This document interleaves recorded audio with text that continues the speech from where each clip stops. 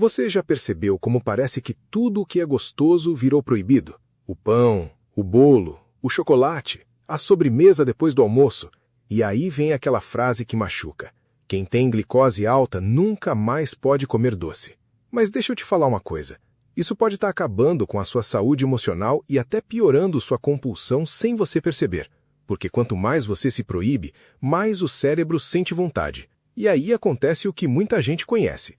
Passa a semana inteira se controlando, mas no sábado ataca tudo. Come escondido, come com culpa e depois a conta chega. A glicose dispara, o corpo inflama, o cansaço aumenta e vem aquele medo silencioso. Será que eu estou piorando? Agora, presta atenção nisso aqui, porque nos próximos 20 minutos eu vou te mostrar o doce que muita gente com diabetes pode comer, sem transformar o sangue num melaço grosso. E o mais impressionante, quase ninguém fala disso porque existe um detalhe escondido que muda completamente a forma como o açúcar entra no seu corpo. E quando você entende isso, sua relação com a comida muda para sempre. Fica comigo até o final, porque o pulo do gato que eu vou revelar pode ser a diferença entre controlar sua glicose ou continuar preso nessa montanha-russa de fome, cansaço e culpa. Eu sei como é. A rotina do brasileiro não é leve. Você acorda cedo, corre atrás de dinheiro, pega trânsito, resolve problema, lida com pressão, chega cansado. E no meio disso tudo, a comida vira conforto emocional, principalmente o doce.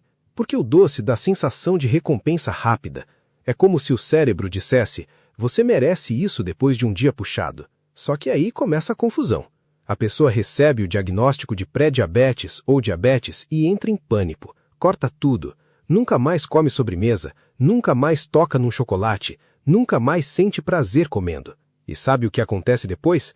O cérebro entra em guerra, porque ninguém aguenta viver na base da proibição eterna. E aqui está o grande problema. Não é só o açúcar que importa. O que realmente muda o impacto no seu sangue é o contexto, é a combinação, é a velocidade, é a quantidade, é o horário e, principalmente, o tipo de doce. Mas antes de eu te mostrar quais doces fazem menos estrago, você precisa entender o vilão escondido dentro do seu corpo. Então já deixa o joinha, porque esse vídeo pode abrir os olhos de muita gente da sua família. E comenta aqui, você sente mais vontade de doce de manhã, à tarde ou à noite? Porque isso revela muita coisa sobre o que está acontecendo dentro do organismo. Agora, imagina o seguinte, seu corpo é uma cidade, e a glicose é como combustível chegando para as células. Só que existe um porteiro chamado insulina. É ele que abre a porta da célula para a glicose entrar. O problema começa quando o corpo recebe açúcar demais, farinha demais, refrigerante demais, ultraprocessado demais, por anos. O porteiro começa a ficar cansado. Aí vem a resistência à insulina. É como se a fechadura enferrujasse. A glicose tenta entrar, mas não consegue direito. Resultado, o açúcar começa a sobrar no sangue. E aí o sangue vai ficando mais espesso, mais inflamatório, quase como um melaço pegajoso circulando pelo corpo. É por isso que aparecem sinais como sono depois do almoço, cansaço constante, barriga aumentando, fome toda hora, formigamento nos pés, visão embaçada, vontade absurda de doce. E aqui vem uma coisa que pouca gente entende. Quando você passa muito tempo sem comer nada prazeroso, o cérebro começa a buscar recompensa urgente. A compulsão aumenta. E aí acontece o efeito rebote. A pessoa passa dias certinhos, mas explode no fim de semana. E isso gera picos ainda maiores de glicose. Ou seja, às vezes o problema não é só o doce, é o ciclo emocional escondido por trás dele. Abra o olho nisso, porque viver na culpa constante também adoece. Agora vamos falar da grande mentira do mercado. Sabe aqueles produtos escritos zero açúcar, fit, dieta, saudável? Nem sempre são inocentes.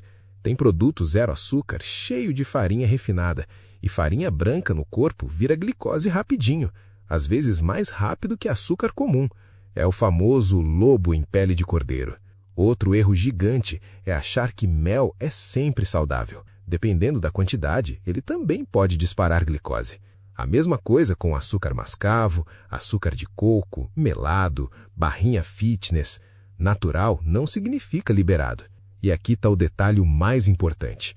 O corpo não reage só ao sabor doce, ele reage à velocidade com que aquilo entra no sangue.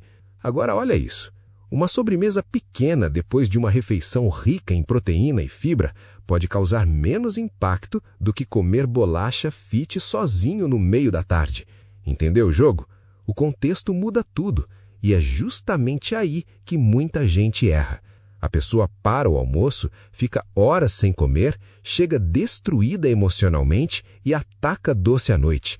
Isso cria um tsunami glicêmico. O corpo sofre, o pâncreas sofre, o fígado sofre.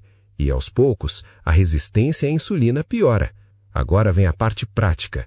Quais doces podem ser opções mais inteligentes para quem tem glicose alta? Primeiro, frutas com fibra, porque a fibra desacelera a entrada do açúcar no sangue. Exemplos: maçã, pera, morango, kiwi, ameixa, frutas vermelhas. Agora presta atenção no pulo do gato aqui. Comer fruta sozinha não é igual comer fruta combinada. Exemplo poderoso: maçã mais canela mais castanhas. A gordura boa e a fibra ajudam a reduzir o pico glicêmico. Outra opção interessante: chocolate amargo acima de 70%. Mas calma, não é para comer a barra inteira vendo televisão. É pequena quantidade. O objetivo é matar a vontade, não transformar sobremesa em jantar. Outra estratégia inteligente: iogurte natural sem açúcar com cacau e canela. Fica doce naturalmente, dá a sensação de sobremesa e agride menos a glicose. E tem mais. Muita gente melhora muito quando para de consumir doce em jejum, porque em jejum o corpo absorve rápido demais. Agora compara isso. Um doce pequeno depois do almoço, com salada, proteína e feijão, versus comer brigadeiro sozinho às 22 horas. O impacto é completamente diferente.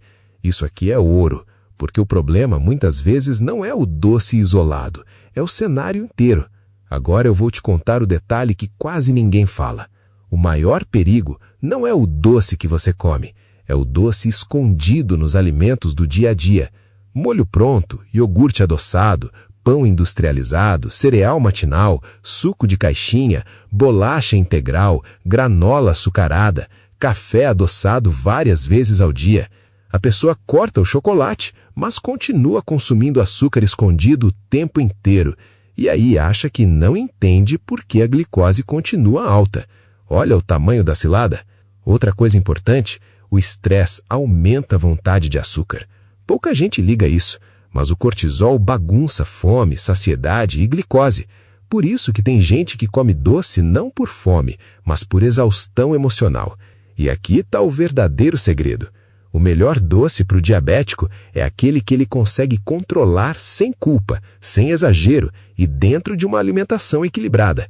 Porque radicalismo quase nunca dura. O cérebro precisa de equilíbrio. Você não precisa viver em prisão alimentar. Você precisa aprender estratégia. Isso muda tudo. Então lembra disso. O problema não é só comer doce. É transformar o corpo numa montanha russa de glicose o dia inteiro.